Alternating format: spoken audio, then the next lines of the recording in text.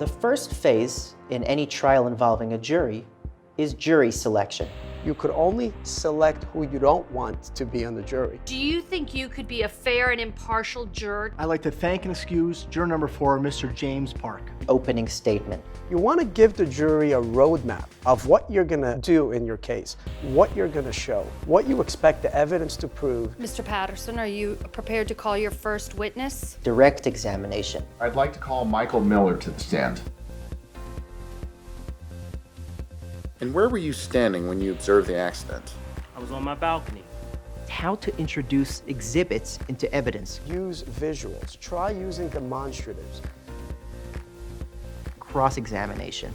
Your car doesn't automatically turn on its headlights, is that correct? It was a snowy day on the date of the accident, right? Yes, That is why you didn't have your glasses on, correct?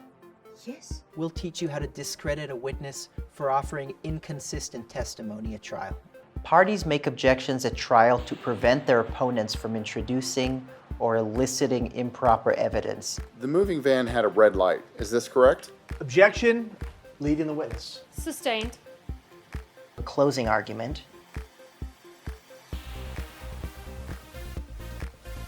All rise.